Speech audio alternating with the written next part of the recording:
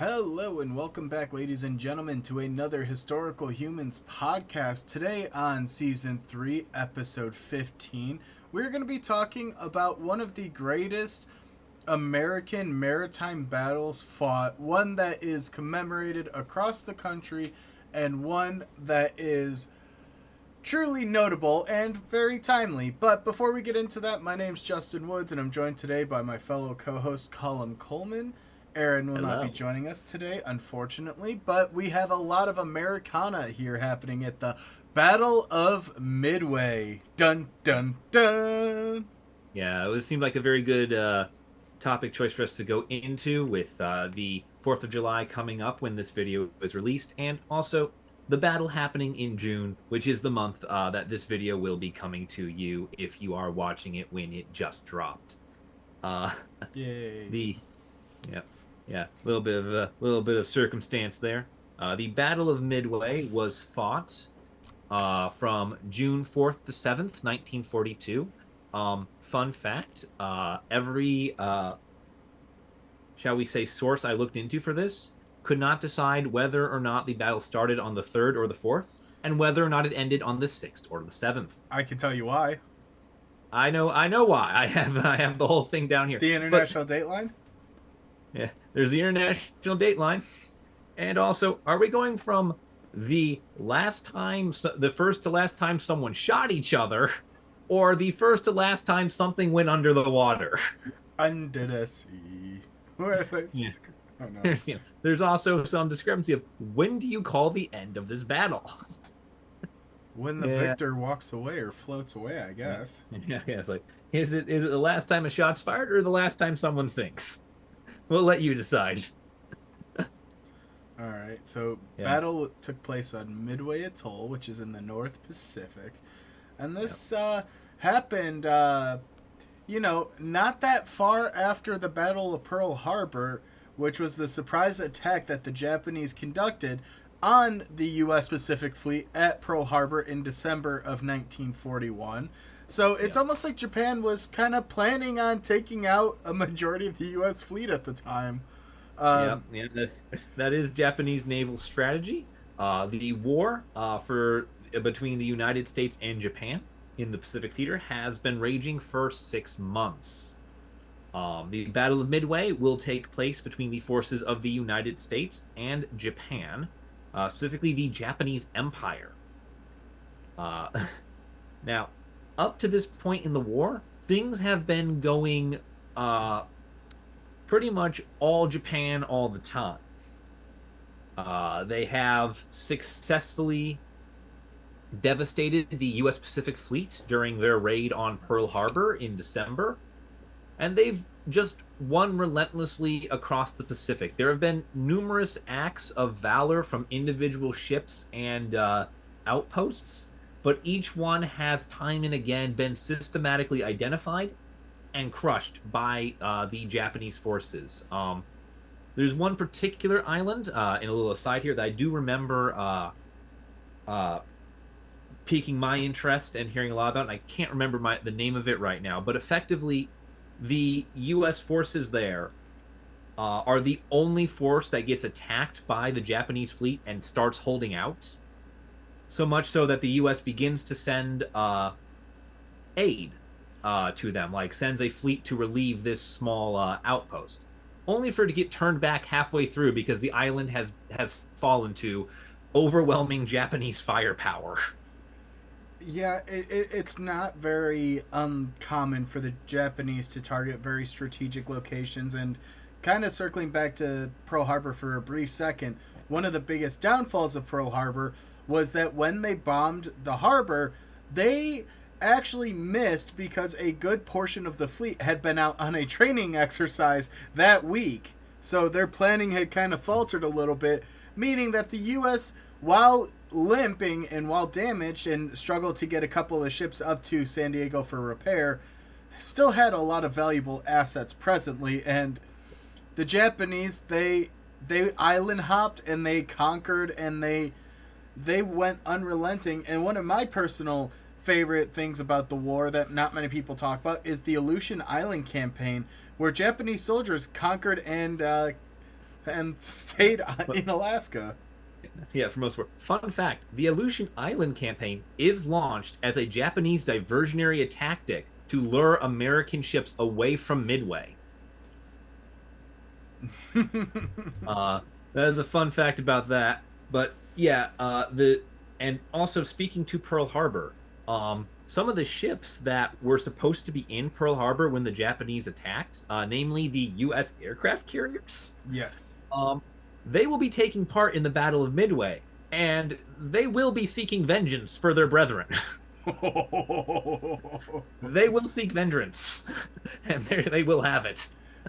But Even though I'm not a proponent for war, it does kind of tickle me the American spirit and just the American military might and desire for just utter revenge. yeah, yeah, the American and Japanese strategies can be summed up pretty much with the attitude that the Japanese felt they needed to annihilate you and kill every single vessel or outpost that you had. The American strategy was more of, I'm going to find the one place you have everything and just gun for that. It's the concept of going for the jugular. Find one point, strike it, break through. Whereas Japan Uh, was like the cat, striking strategically but being yeah, mildly but patient. wanting to get a hold, wanting to hold everything all at once. Yes. Yeah, it's a very very land grabby. Um, and at the point in the war here of June 1942, the U.S. has only just managed to reassert itself as a naval power, as basically anything formidable in the war. With the Battle of the Coral Sea in May of 1942, which was effectively a tactical victory for both America and Japan. America did force the Japanese to call off their amphibious assault, but did so at the cost of 3 ships, which the Japanese were more than happy to take that as the result of the engagement rather than the island. Because Japan is all about crippling the American fleet capacity at this time. Which I know it probably goes without saying, but America at this time, the Navy is very much split between the Atlantic and Pacific theaters.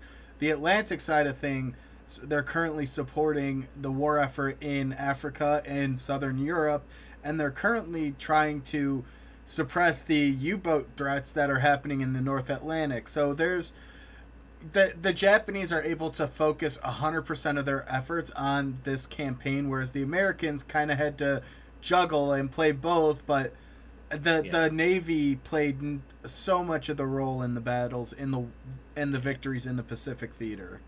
yeah. This is 1942, so the height of the Wolfpack U-boat tactics is currently underway in the North Atlantic, much to the absolute devastation of a lot of merchant vessels. Yeah, they would just shoot on sight. Yeah, it's very bad. But we're here to talk about the Pacific. So Yeah. now, with all this talk going on here of the war and all that, we need to answer one very important question, which is why fight at Midway? Why fight on this island? The Midway Atoll, it's an isolated island deep in the Pacific Ocean, and it is named Midway because it measures at about halfway between the United States and North America and the mainland of Asia. So it's halfway between North America and Asia. It's basically the center of the Pacific. Uh, and this gives it major strategic value as a staging ground. Now, the U.S. has held Midway since the Civil War. um, yeah, fun fact. Fun fact. We laid claim to it in like 59, and then we put a depot on it in 61. Yeah, because you never know when those pesky Confederates are gonna invade the Yeah. Mid Pacific. Yeah. Yeah, it was originally a refueling station for coal-based goods and other shipping vessels. Which doesn't surprise me because the U.S. at this point had attempted relations with Japan, ironically. Yes, relations. Hey, we are going to threaten you until you open up your port and trade with us. This will not have any negative consequences 40 to 50 years in the near future. Yep. Oh no. But right now during the war, for the United States, it serves to cover their supply line to Australia. Australia is the other major threat to Japan in the Pacific. It is the other major nation that they need to punch out of the war if they want to have their was it the Pan-Asiatic Cooperation Sphere, aka the Japanese Empire. If they want to hold that, they need both the United States and Australia to bow out. And Midway lets the United States connect to Australia, and the two nations work together. Additionally, for Japan, if they take it, it is the perfect staging ground to launch endless naval and air raids into Hawaii and potentially even conquer the islands. So, if Japan takes Midway, they hold the dominant position in the North Pacific. They can push all the way, into the actual United States of America. So they basically, for them, it was a great strategic point. It was a good portion for them to try and build up for an eventual land invasion and effective reconquering of the Pacific. Japan wanted a huge sphere of influence all throughout Asia and Polynesia, and this was just the furthest extent of that. And I love how they also managed to conquer part of the United States in the process. Yeah. Yes. Yeah, we will get to that when we get to the Japanese grand strategy. Now, at this time, the Midway is a military base for the United States. It serves as both a sea and air base, meaning it not only houses ships, but also contains a number of defensive aircraft. This is going to be important because these aircraft will be used to start the Battle of Midway. Now, one thing about Midway is that this would not be the first time Japan attacks Midway in the war. Just 12 hours after the bombing of Pearl Harbor, Japan launches a similar raid against Midway, with its initial strategy in the opening days of the war against the United States to effectively damage anything that can be used to project American military power into the Pacific. And, an air base halfway to Asia kind of counts as that. Yeah. Ironically, that also kind of shapes American foreign policy after the war, too, of having these island bases that can be mobilized and scramble in a matter of hours to help project that power and to project that military might in the event that there would be an attack that happens halfway across the world. Yeah. Yeah, effectively guaranteeing that you can't blow up any one point without 3 or 4 others converging on you in retaliation. Yeah. Wonderful, wonderful little static defense there. Yeah.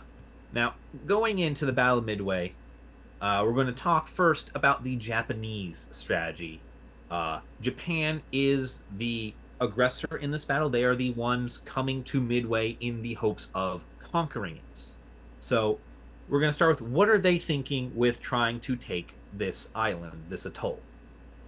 And first of all, the overarching goal of the Japanese Navy at this time is to crush American naval power and force the United States to sue for an early peace. Japan knows that the United States, in a long drawn-out war, can and will manufacture more ships, more planes, and train more personnel than Japan, which means that they need to convince the United States of America that war with Japan is such a costly and dangerous endeavor that the Americans will sue for peace.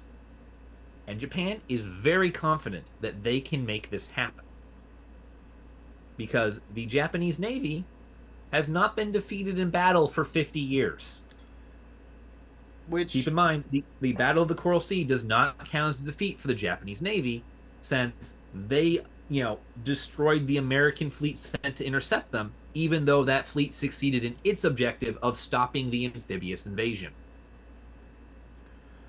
Yeah, which Japan at this time had really established itself as an imperial and colonial power, especially after the the Sino-Japanese War and the Russo-Japanese War, which ends up culminating in World War II here, mind you, Yep. because Japan and Russia fought a lot for the Kuril Islands. Yep. Yeah. So That. there's Yeah. been certain levels of projection of power, and the Japanese had really begun reestablishing themselves as a colonial power. Yeah, yeah, and Japan has done that by emphasizing its navy. It is by far a naval power, more so than the United States of America. Well, They it's an are, island. That's how yeah, they have to get places. I know, I know it's have to get places there, and I'm not criticizing for them. I'm just saying, like, their power level is more or less equal to other major naval powers of the time, like the long-standing British Empire. They are effectively on par with the British, which is not something you ever want to see in someone you are fighting. Just like the British, they took no prisoners. They really didn't. Ugh. Additionally, going into Midway, the Japanese believed that they not only had numerical superiority, but also the element of surprise. Now, in like the last day or so leading up to the Battle of Midway, there is some reports that reach Japan that maybe the Allies know they're coming for an attack, but the Japanese do not appear to believe these reports, or at the very least, don't believe that the Americans know where Japan plans to attack, which is crucial for them. This is going to cause them to make some mistakes during the battle, and that will cost them dearly. Secondly, in order to ensure that they have numerical superiority and the element of surprise, they will launch a diversionary strike in the form of the invasion of the Aleutian Islands of Alaska, believing that the United States would more rapidly scramble to defend that territory than Midway Atoll. To take Midway, they deployed what is known as the Kido Butai Carrier Battle Group. The operation is led and orchestrated by Admiral Isoroku Yamamoto, a very famous Japanese admiral for all the wrong reasons. He is a very talented naval commander, but he is famous because this is the man that leads the attack on Pearl Harbor. Yeah, very good strategist. However, he has a couple of notable L's under his belt, but his whole point was Admiral of the Navy. Yeah. He's a very capable man, and he does really lose the war because over the course of the war, a number of his most talented officers choose to go down with their ships rather than retreat with him. Meaning God, that I love that strategy. meaning that by like 1944, when the war is fully swinging in the favor of the Allies, he doesn't really have anyone under him who is, an all-star. Whereas he's got kind of an all-star lineup under him, circa 1942. That's just such a sad thing that your top commanders, your top leaders are like, we go down with our ships. Yep. Yeah, which is, it fits with the Japanese code of Bushido and with the traditional naval honor of the captain dies with their vessel. But in terms of long-term war strategy, it's very, very detrimental. Lost some great men that day. Yeah. To lead the attack on Midway, he chooses to have the fleet commanded by Vice Admiral Nagumo Shuichi. Now, this man actually does a fairly decent job for what he is asked to do. But as we'll see, things go very much pear-shaped for him right out the gate. The Kido Butai Carrier Battle Group for this operation contained a total of 82 warships. That's 4 heavy aircraft carriers, 2 light aircraft carriers, 2 seaplane carriers, 7 battleships, 15 cruisers, 42 destroyers, and 10 submarines. God damn. His orders were to destroy any American fleets in the area and occupy the islands of Midway, because there are in fact two islands on this atoll, East and Sand. So they really were going for that like knockout punch. They're really trying to get as Yeah, many as they can and do what they yeah, can. yeah. The goal was for if America says we'll fight you, Japan could easily say with what ships. I mean, when you're going on the attack, you really have to have the numerical advantage because historically speaking, and they'll teach you this in any strategy class, the defenders tend to have the upper hand. Yeah, and the upper hand the Americans did, because we're gonna look now at the American strategy, which, fun fact, is to get the Japanese to do exactly what they are doing. To bring their whole fleet Yeah. and attack them. Yep. The goal was to lure Japanese aircraft carriers into a pitched battle and take control of the skies. The United States wanted air superiority over the Pacific, uh, which is a pretty lofty goal when Japan has superior pilots and planes to you. But hey, if Japan doesn't have any aircraft carriers, that's meaningless for 90% of the battlefield. Well, and maybe we don't talk about what happens too with a lot of Japanese pilots and their decisions. Yeah, fun fact, the divine wind strategy is not currently being employed in 1942. It is not the standard practice. Oh, thank That God. becomes that becomes standard practice later in the war, after the battles of Midway and Guadalcanal turn the tide against the Japanese. They begin implementing that strategy in full force.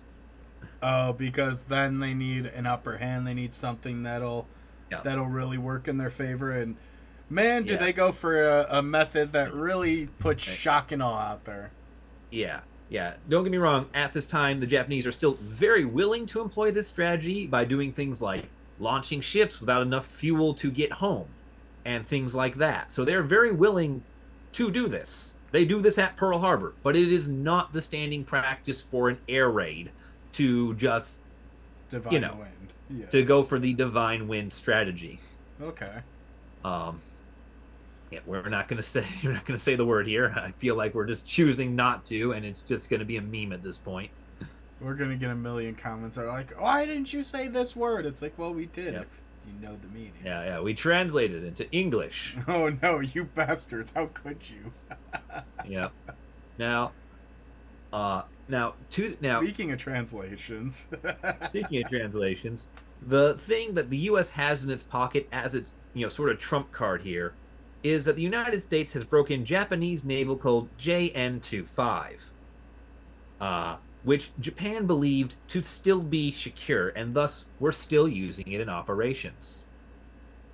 Now, what this means is that the US gets to do something very fun and very sneaky, and I just love it in terms of warfare. It means that the US can lay a trap for the Japanese and know whether or not they take the bait. And that's exactly what the US does.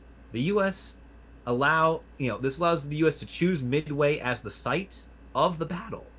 Japan thinks it's choosing where it's going to fight and it's going to surprise everyone. But the US chooses instead.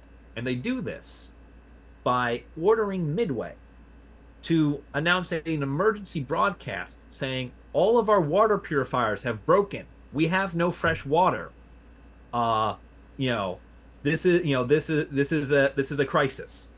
Please send help. oh no. And then they wait for the Japanese on JN25 to tell any vessel to pack additional fresh water because of where they're going, which the Japanese then orders the Kido Butai heavy aircraft carrier group to resupply with additional fresh water because there will be none where they're going. We know who's coming, we know when they're coming, and we know exactly where they're going. Just like, hello. You know, Fancy seeing you I, here. I like that they're planning ahead at the very least. Like, hey, maybe we should get some extra water because we're not going to be able to use theirs after we blow it to pieces, anyways. Yeah, yeah, yep, Oh man, yeah. that's good idea. So it's just like, so it's like we knew what they were going to do, and it's like, this also allows the U.S. to additionally just completely ignore the attack on the Aleutian Islands because two attacks in the same day, one has to be a diversion. Fair, Yeah, right? yeah. And with the bait taken, the U.S. scrambles to launch whatever vessels could be found. They don't have a set group uh, with which to fight this. It's been 6 months, just less than 6 months actually, since Pearl Harbor, and the U.S. has been fighting constantly in places like Indonesia and other outposts. So the fleet is scattered across a dozen engagements, most of which has put the fleet at the bottom of the ocean. And as such, the United States is only able to scramble together a handful of ships. Now, the operation, the man putting this fleet together is Admiral Chester Nimitz, Hey, that's a famous who name. will, yep, who will put in charge of this fleet Rear Admirals Frank Jack Fletcher and Raymond Spruance. And the reason why we have two Rear Admirals commanding this fleet and not a Vice Admiral is because Vice Admiral William Halsey, the most senior carrier commander in the American fleet, is currently injured and cannot resume command until after the battle would take place. Which means that we have a couple of Rear Admirals out here. To be fair, Spruance will go on to become one of the most distinguished, American, was it carrier leaders in the war. Oh, But jeez. we don't know that yet. We've just got two Rear Admirals up here, trying to do the job of the Vice Admiral. You have to set the stage for the character development. You Yeah. can't just Wait, spoil the character development. You gotta yeah. have the arc. Well, the big reason why we're talking about Spruance being very good at his job right now is because at the Battle of Midway, he is very not. Oh. he he makes a major mistake that evaporates most of at least one carrier's aircraft. Oh. He makes a mistake, and it is costly. But the point is that like he actually becomes very effective later in the war. Now, the vessels that Nimitz is able to get a hold of is a fleet of 48 warships. He has two fully functional aircraft carriers known as the Hornet and the Enterprise, which has just returned from the front with the Klingons. Yes, I had to make that joke. Boo.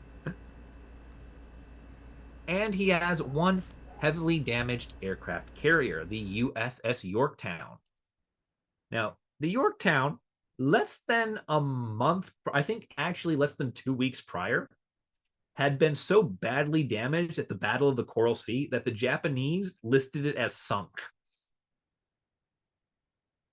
By some miracle, it limps all the way from the Coral Sea to Hawaii, at which point all the engineers say this vessel will not be seaworthy for 3 months. Nimitz gives them 3 days and orders the vessel launched at the end of 3 days. Yeah, so Somehow, barely seaworthy. somehow, and we're really not sure how. I don't think anyone is sure how. The Yorktown does not sink upon contact with the water and sails with its aircraft out to join the fleet here. I mean, this thing is being held together like the Bluesmobile. I bet they had a lot of Flex Seal. It was just Flex Sealed up. There's just giant holes where bombs went through and guns. They're just actively welding it together as the water's pouring in. I mean, they probably did, to be fair. They probably employed welders who would continue repairs while it was floating. Yeah. I guarantee you that was what was happening. As long as it But was floating, I think that's like the bare minimum. They went to the dry dock. repaired everything below the water line, and then everything above the water line was fixed later. That And it's like let me put it this way: you have engines, you have a radio, and if anything touches this thing, we will all die. that's What are we a doing? great We're going scene. into battle. It's just like, thank God it's an aircraft carrier and not a destroyer. Oh. Yeah. In addition to these three aircraft carriers, Ish uh, question mark. yep, yeah, big question mark there. Nimitz is able to gather 8 cruisers, 18 destroyers, 19 submarines, and 115 land-based aircraft. That's right. We're going to have ground support from the Marines. Ground Oh, support joy. to Major Tom. Yeah.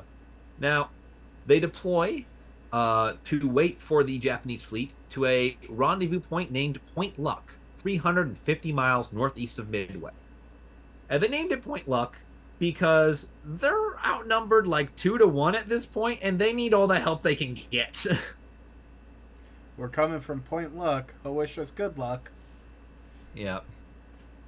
Yeah. It's very much like they're all going to die. Now, moment here, we've lined up the forces, and it's a good moment to sort of just take a look at the aircraft. Japan has the U.S. outnumbered in naval vessels at 82 versus 48. However, the combatants are roughly even in terms of the aircraft they can field. And the reason why the U.S. is able to do this with less aircraft carriers and no seaplane launchers or anything like that, and is twofold. First, they have the extra 100 from the mainland. But also, despite Japan proving the absolute devastation you can wrought with naval-based aircraft, it's the United States that is the first to really adopt and really invest in the concept of the aircraft carrier. U.S. carriers are bigger, meaning they can carry more ships. They also launch in larger flight groups. The U.S. will launch in 60 to 70 aircraft flight groups, whereas the Japanese launch only, I believe, in about 40 men flight groups. Wow, so damn near double upon mobilization. Yeah. That's an Yeah. instant leg up. Yeah, so very much it's leg up. But it has one drawback. In order to do this, the U.S. is willing to take a risk that the Japanese are not. They're willing to store almost all their aircraft on deck, meaning that because they have more aircraft on these carriers and because they're launching in larger groups, they need to be closer to the runway in order to launch effectively.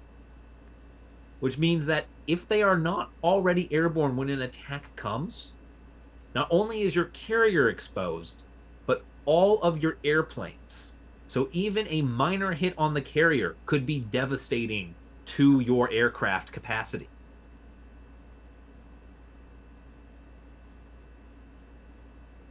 Fortunately for the Americans, this may not really be a problem for them. They're going to create other problems for themselves. We don't need problems. We'll do it ourselves. Thank you very It's like- kindly.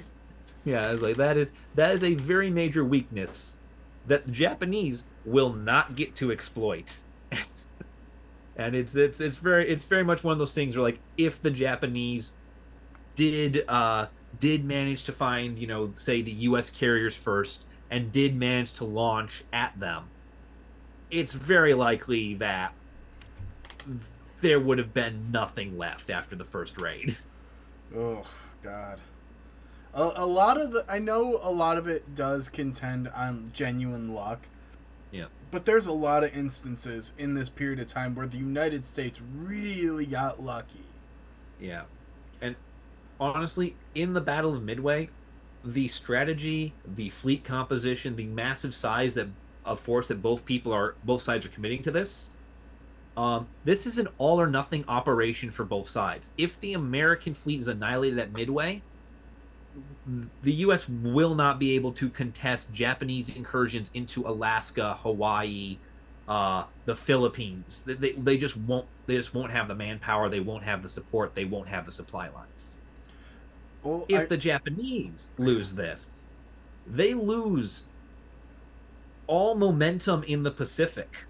They will be forced onto the defensive. They will be forced to consolidate rather than continue expanding. And expansion is what fuels Japanese success at this point. They cannot get to the next island without taking the island in front of them. Because the island in front of them is how you get to the next island. So any defeat is a major defeat. And one of those is exactly what happens. Yep. Yeah, so let's watch it play out, shall we? Roll back the tapes. Yeah. We're going to let our narrative carry you to June the 3rd. U.S. aircraft spot part of the Japanese fleet closing on Midway. In response, the island of Midway begins launching bombing runs on the Japanese fleet.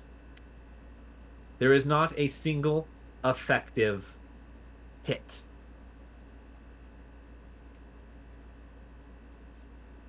And that is most of what happens on June the 3rd. There is one successful hit on a run that is launched on June the 3rd, but does not actually reach the Japanese fleet until June the 4th. And that will be the only successful torpedo bomb launched by the Allies. Oh no. Oh no, no, no. Yep. Yep. On June 4th, the battle begins in earnest.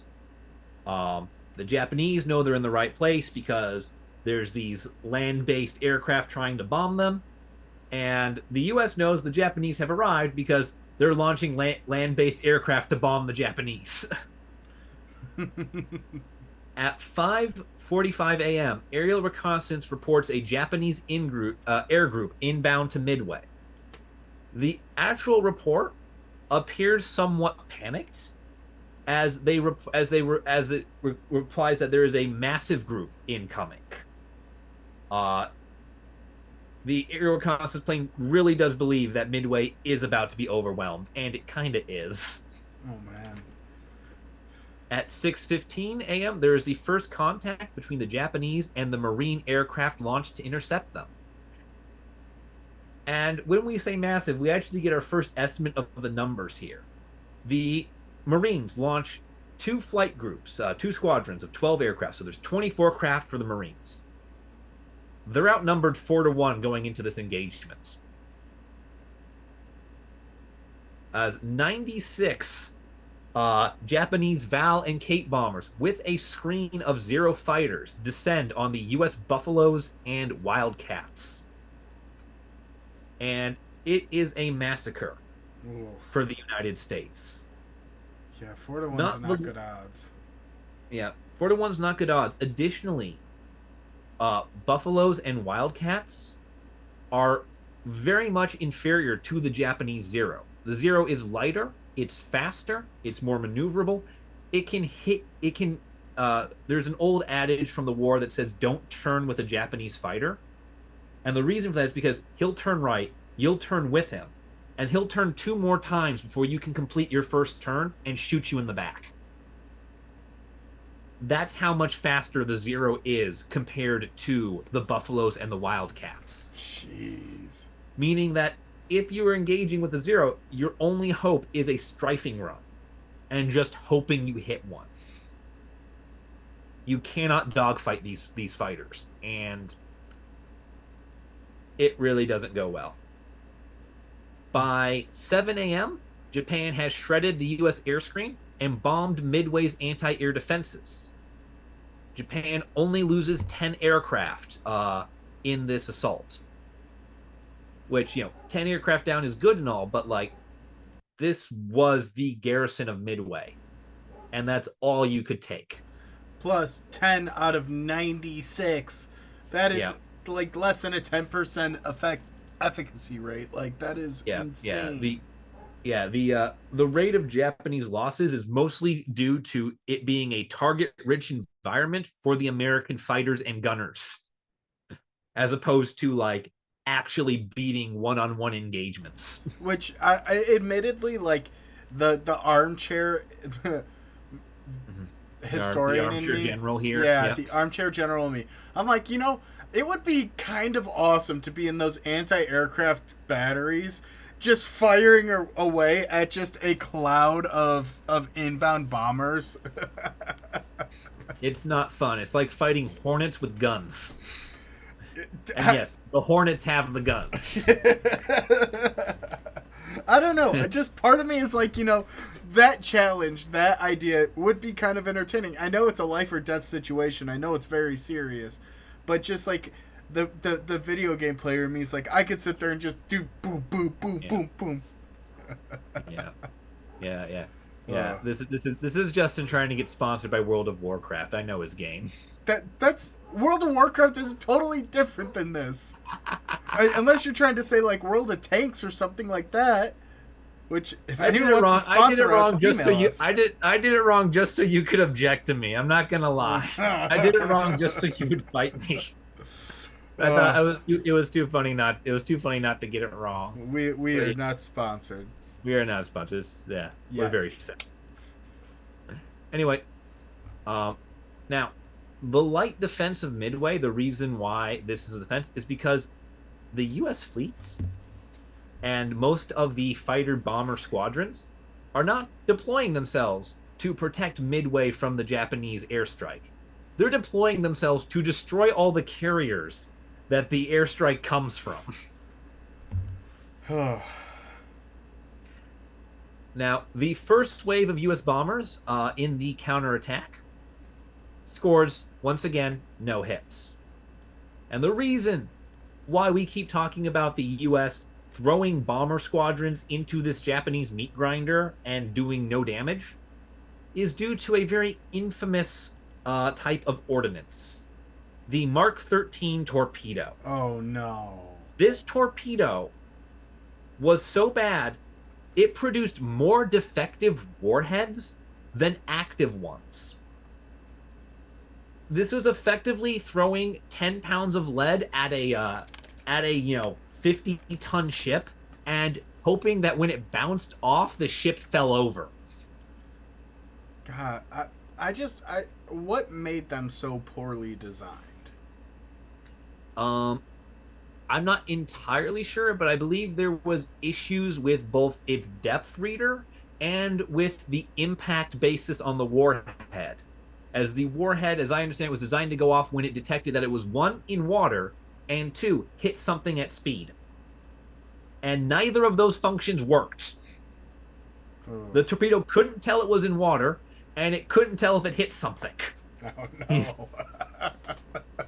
So, it's just a bad torpedo all around, and the U.S. has like millions of them. Because the Mark 13 was the equipment issued to all the U.S. torpedo bombers and submarines prior to the war. Did they not test them prior to the war? Or was war production ramped up so quickly that it just made a massive detriment?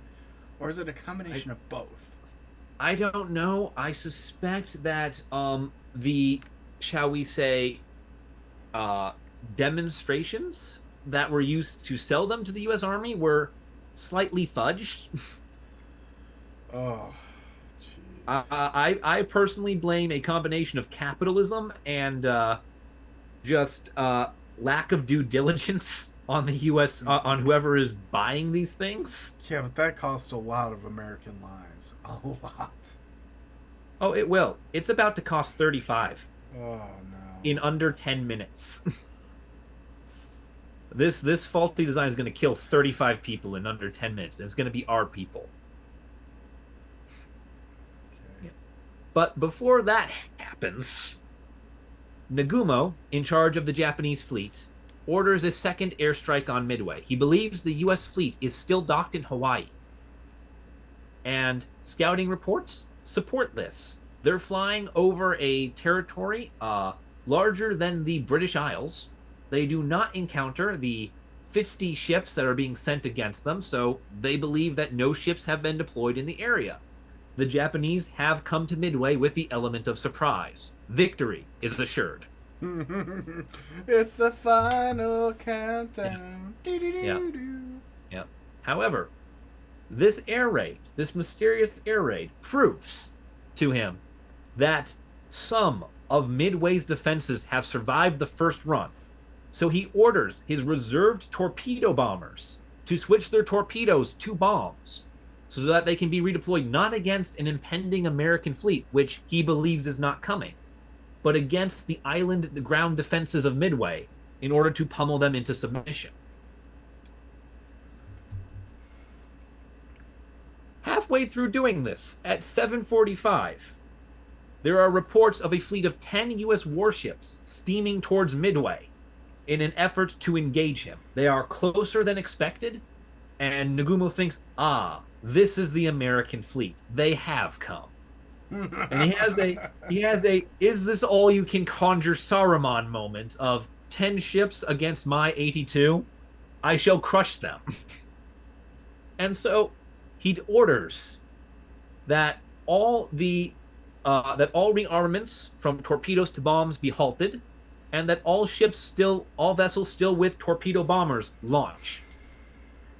This means that there's a number of planes that just don't have any ordnance attached to them, and there's a large number of just torpedoes and bombs rolling about the decks of these aircraft carriers because no one's had time to secure them between the order to rearm and the order to launch the plane. Do you know what that means if anyone manages to hit a carrier? Boom, boom, boom, boom, boom, boom, boom, boom, boom. I'll give you a hint. It won't be the Mark 13 torpedo that goes off. Boom, It'll boom, be boom, everything boom, else. Boom, boom, boom, boom, boom, boom, boom, boom, boom, boom, boom, boom, boom, boom. Yeah. By 8:20 p.m., 3 more U.S. air raids are repelled by the Japanese fleet, and Japan begins to realize, okay, Nagumo's up here. He's like, they're putting up a fight. There's more of a defense happening at Midway than was expected. But he still has air superiority. All air groups that have attempted to strike him have been repelled with no loss of any ship on his part. All his ships are intact. Everything is going perfectly despite this. However, it's also at about this time that Nagumo learns that the U.S. fleet contains carriers. This is the worst case scenario for the Japanese. U.S. carriers can and will contest Japanese carriers. They know this. That is why they targeted Pearl Harbor. They wanted to destroy the U.S. fleet. They wanted to get the carriers. And here come the carriers that were out on war games when the attack came. Also, not to mention, one of them stumbled along from Coral Sea. They're I'm not done yet. I didn't hear the bell. One of them is a freaking ghost ship. Because as far as the Japanese are concerned, they annihilated Yorktown at Coral Sea. And here it comes. I didn't hear no bell. It's just coming along with the Flying Dutchman in tow as far as the Japanese are concerned. What in Davy Jones is happening here? Yeah. Good thing Japan didn't take over the Bermuda Triangle. They'd be having some serious concerns. Oh, I mean, at least it's not like yeah, other aircraft carriers get sunk. Yeah. Yeah, no. So Nagumo then makes a very fateful decision. All right, this is gonna be compounding mistake number 2. All right, remember how we said Divine Wind wasn't really the default Japanese strategy at this point in the war? It was employed, but it wasn't like you go up in a plane, you're not coming back. Nagumo knows that not only are his bombers who have been used to attack Midway low on fuel, but the fighter screens he's been flying to shoot down all of the incoming U.S. air raids are also low on fuel. He knows that if he orders them to fly at the American formation, they will not only arrive piecemeal, but a large number of them will drop out of the sky due to lack of fuel before they can even engage. And seeing as how he's just spent the last 3 hours demonstrating how futile it is to attack a well-defended carrier group, he is not willing to risk losing his men like that. So he orders that the launching of all fighters cease, all decks be cleared for the landing, refueling, and rearming of the returning fighters and his fighter screen. the door is now open for the American attack. He's got ordnance lying on his decks, and he's got all of his ships coming in for refueling. Fortunately for Nagumo, the Americans are also very human at this time. And Spruance, despite what would become his track record as a carrier commander, makes a fatal error to launch his aircraft early at the Japanese fleet. He was so far that it is a one-way trip for his aircraft. Oof. Additionally, many of his aircraft become scattered during the trip because after they're launched, we actually lose sight of the Japanese fleet. They disappear, meaning that a number of planes end up drifting east or west or north in a vain effort to engage them and never make contact. They're forced to ditch in the ocean. They're forced to retreat to Midway. They are forced to not engage. The few aircraft launched from the Hornet make contact at 9:20 a.m. and they are annihilated. Their ordnance is entirely ineffective. Thank you, Mark 13. 35 of the aircraft are destroyed, and only 6 ever make it back to any sort of landing pad. So 35 out of 41 ships are aircraft here are lost in an attack that accomplishes nothing against a Japanese fleet that is not fielding an air screen. You know, I should say is not fielding a large or effective air screen. They still had a few ships circling up above. I just think the Americans knew they were going to win and had to give themselves a small handicap, you know, as if the size advantage wasn't enough. Yeah. Yeah. However, that is going to be it for the U.S. aircraft just smashing themselves against the wall of the Japanese forces here. Because at 10:22 a.m., aircraft from the Enterprise and Yorktown end up converging on the Japanese fleet from 2 different directions simultaneously, having gotten lost and found each other at the point of engagement. The Enterprise aircraft are, in fact, at this point, diving directly out of the sun into the Japanese position, meaning the Japanese cannot see them coming. Oh, no. Hey, did you hear that buzzing? Yeah, it sounds like a couple of hornets. Yeah, they literally are turning their guns and shooting at the sun, hoping to find any silhouette amid the glare. Oh, no. Oh, no, no, no. And this is where all of Nagumo's mistakes cost him. Because the combined aircraft assault ignites 3 Japanese carriers. Because all the Japanese carriers have loose ordnance rolling around on the surface of their deck. You know, and all the ordnance is, percussion-based detonation. Meaning that if it clanks against something hard enough, it will explode. It lit them up like the 4th of July, and I bet you those Americans were celebrating that. They were so happy. The Akagi, the Kaga, and the Soryu are all just burning alive at this point. In fact, the Akagi is Nagumo's flagship, and he is forced to abandon it. And this means that he has to set up his flag on a different ship, which means that there is a period of time in which the Japanese Navy does not have access to a commanding officer. Because he's in a little lifeboat rowing towards the next ship.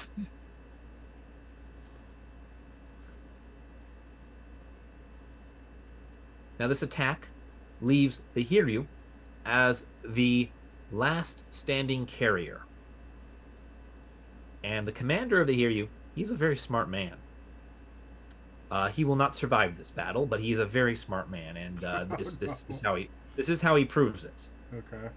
He orders his fighters to launch and follow the American fighters to wherever they came from.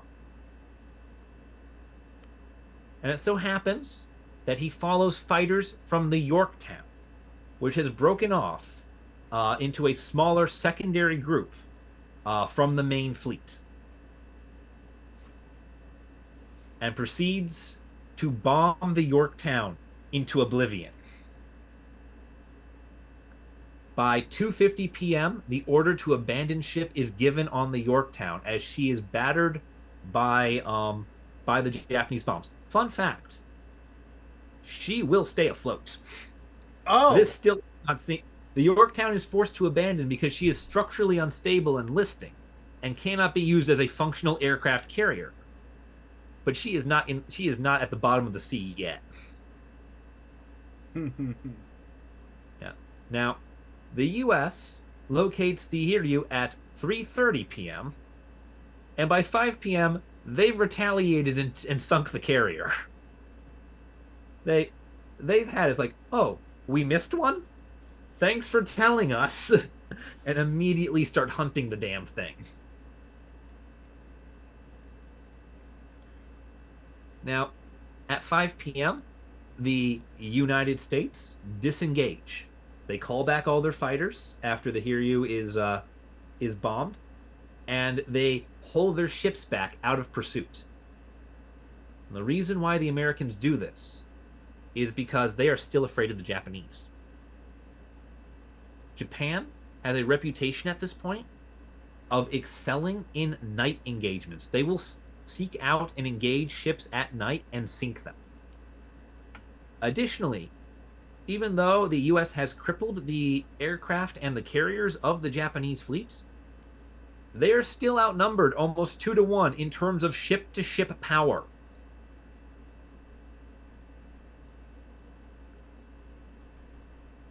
So yeah, the US is far from out of the woods yet. The first full day of fighting is concluded, but you know, the US has had some victories, but if the Japanese fleet, if all those cruisers and destroyers were to just turn their arcs south and charge, they might destroy the Americans if they find them, especially at night.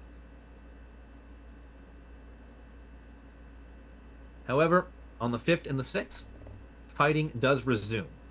The first thing that happens on the 5th is the Japanese choose to scuttle their crippled aircraft carriers. Anything that hasn't gone below the surface is purposely sent below the surface to prevent the Americans from getting a hold of it. To this end, Rear Admirals Yamaguchi and Kaku, one of whom was the captain of the Hiryu, choose to go down with their vessels rather than retreat without their ships. This is the beginning of Japan depriving itself of talented naval officers on the principle of death before dishonor.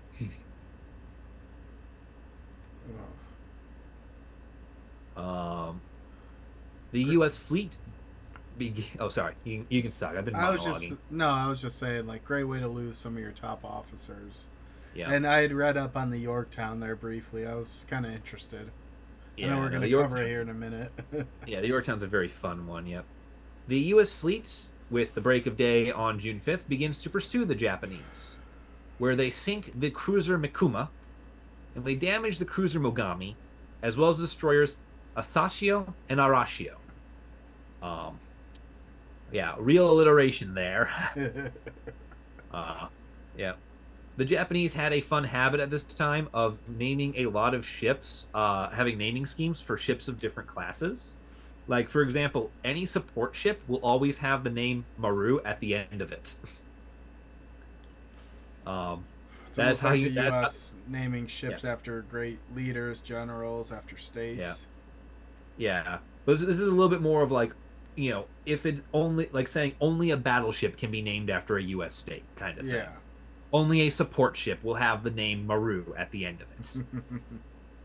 You know, there's things like that. And it's just like, so you can kind of start seeing, like, you see a lot of, shall we say, patterns in in Japanese vessels as they get sunk or as they are seen in engagements as to, what you're looking at based on the name. Now, additionally, the U.S. dispatches the Haman to perform a salvage operation on the Yorktown. After everything the ship has been through, they're still trying to save it. I mean, it was listing and it was close to capsizing, but there was still value to be had. And, aircraft carriers provide a great value, so even losing one is a pretty tremendous loss. Yeah, it is a big loss. We are still trying to save it. It's just one thing, just like the ship won't die, and it's kind of crazy at this point, the lengths to which we are going to keep it alive, especially given the lengths it's going to stay alive. But it is unfortunately all for naught, as the salvage operation is spotted by Japanese submarine I-168, which sinks the USS Haman, and the Yorktown follows suit by slipping beneath the waves on the 7th of June. And there were roughly 150 officers and other sailors that were lost at that time. Yeah. Which, when we talk about like total human lives and human costs, you'll see the interesting comparison. Fun fact: with all the air raids and all the air losses, almost half of the U.S. casualties at this engagement come from the loss of the Yorktown. Yeah. But and so like this right here with the Yorktown going under the water on June 7th is why you get some disputes as to when this battle ended, because technically the last shot fired was on the 6th, but it took until the 7th for the Yorktown to succumb to its wounds. Additionally, like we mentioned earlier, there is the first reconnaissance and engagement on the 3rd, but no damage is dealt from either side until the 4th. So when does the battle start and end? When the first shot's fired and the last body's floating. Yeah, last body's buried. Yeah, it's kind of one of those fun things about the battle and time of like when what is your benchmark for beginning and end. But now we're gonna come to the casualty list. This is always a very sad thing with any battle. We're gonna tally up everything that everybody lost. For Japan, this is 4 carriers, 320 planes, 1 heavy cruiser, and all associated personnel. Now, that all associated personnel should have a little bit of an asterisk with it, because all associated personnel are not killed. They are killed or captured by the United States Navy, meaning that for Japan, they are effectively out of the war. They are considered lost. Yeah. Some will survive. It's just, it's interesting because that's a large amount. We were just talking about the value of 1 carrier.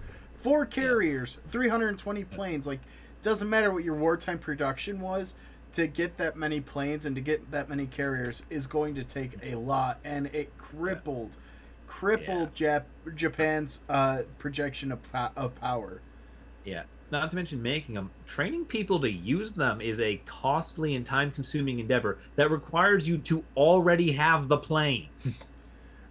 And it just there's a huge cost associated with that, and that massively impacts. It's almost that effect of they tried to put too many people in one place and it just backfired immensely. Yeah. Ugh. Yeah, but it backfires because of what are unfortunately the mistakes of Nagumo, the switching out of aircraft, the leaving the ordnance on deck. He's trying to get too much done at once, and it costs him. Yeah. On the U.S. side, for comparison, 1 carrier, the Yorktown, 150 planes, and 1 destroyer, the Hammond, with a total of only 317 human lives lost. That's right, the U.S. loses less personnel than the Japanese lost aircraft. That's how one-sided the casualty report for this battle is. And I just want to also highlight the fact that half of that comes from the Yorktown. Half of that. 150 are from the men still on board the Yorktown after it was ordered to be abandoned ship 3 days, who are spending the 3 days after trying to fix the thing and ship it towards anywhere with a port. Yeah, just trying to salvage it by any means. So that is honestly insane. That, and of those 150 planes, 35 of them are from that first initial dud wave. Yep. Yep, that dud wave that came out of the USS I believe Hornet. And that's insane. Yeah. Uh, Yeah. Um, this really does turn the tide in the Pacific. One of the big ways it does so is it opens the way for the Battle of Guadalcanal in the Philippines. The U.S. would not be able to contest the Battle of Guadalcanal as much as it does so without Midway, and without the general superiority in the skies that they get from winning this battle. The Battle of Guadalcanal starts 2 months after Midway and goes for almost a year. And it is considered the battle that, when we win it, formally shifts the theater in the Pacific from being Japanese dominated to American dominated. It's no longer a contest. The US is winning. And we will start the island hopping campaign to steamroll Japan into oblivion. well, and again, highlighting the fact that Midway is in the smack dab center of the ocean and allows for forces to go from both San Diego, Portland, and from Hawaii, Pearl Harbor, to culminate on the islands to prepare to further jump off from there. So it was a huge, huge staging point, and it was later also combined with the station in Okinawa for the eventual bombing campaigns that took place. I mean, without Midway, any sort of raids on Okinawa or any Japanese islands, Iwo Jima, would have never happened. Yeah, yeah, yeah. It opens the way. It gives us the Battle of Guadalcanal. It allows us to fight that fight. It allows us to transition into island hopping. This is it's like we said. This island controls the North Pacific. Whoever has it can project power onto the other side, and the U.S. holds on to it. In a more immediate sense than the Battle of Guadalcanal and the island hopping campaign, the loss at Midway results in the Japanese immediately calling off 3 separate invasions. They cancel their invasions of New Caledonia, Fiji, and Samoa in order to redivert troops onto a more defensive footing and protect what they already have, recognizing that America is coming. They're out for blood and they are coming for us. We can't just keep crushing them on the offensive. We have to hold. We have to start preparing for them to try and take from us. And just to sum up the magnitude of this defeat for Japan, in particular, and just the world in general, this is the most devastating. Not only is this the first major naval defeat, or even any real naval defeat for Japan in 50 years, it's the most devastating loss they've suffered since 1592. It's been 360 years since they've suffered a humiliation this bad. And that 1592 defeat was when none other than Admiral Yi of Korea gave his life to single-handedly repel the entire Japanese invasion fleet of Korea under the Japanese warlord Toyotomi Hideyoshi, a man who till then had never lost a battle.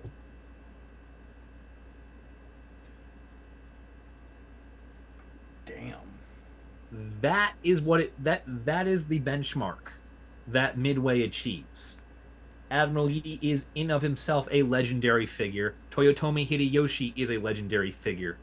The victory that Yi, or I should say, the defeat that Hideyoshi suffers at Yi's hands goes unmatched for 350 years of war.